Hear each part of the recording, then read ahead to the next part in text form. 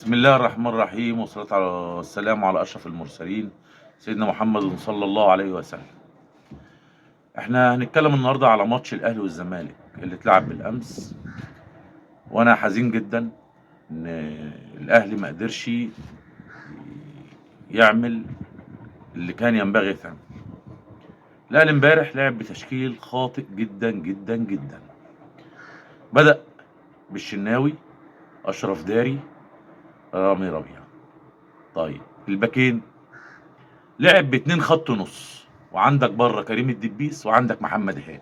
محمد هاني المفروض يلعب على الجنب اليمين وكريم الدبيس على الشمال، والراجل قدم مستويات كويسه جدا كريم الدبيس ده، وبالتالي محمد هاني راجل لعيب دولي.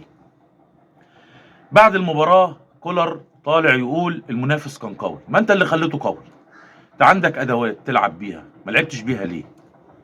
ماشي.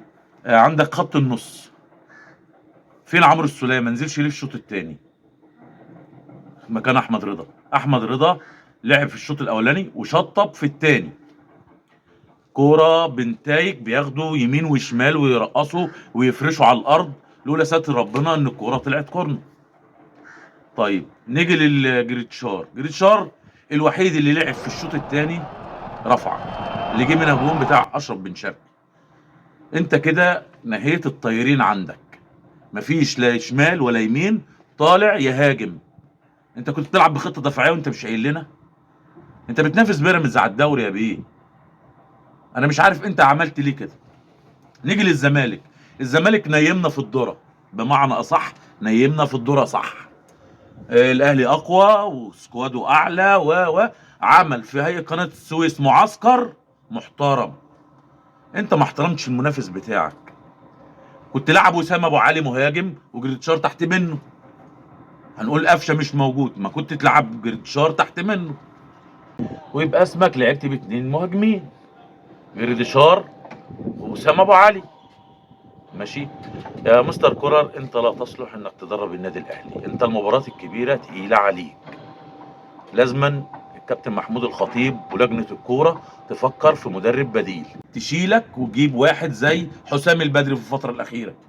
وحسام البدري يصلح ان هو يقود النادي الاهلي حاليا، او علي ماهر. ماشي. ونوفر الدولارات نجيب بيها فرقه لعيب ولا نجيب بيها اتنين. انما انت لا تصلح، ان انت خلاص انت فلست تدريبيا يا مستر كولر. كده هنروح كاس العالم للانديه وهنتفضح. نيجي لكل اللي دخل فيه، فغلطه كوكا وغلطه اشرف بن شرقي. مش هنشال الشناوي شايل 3 اجوال. مش هنشال الشناوي اخطانا، ولا المدافعين اخطانا.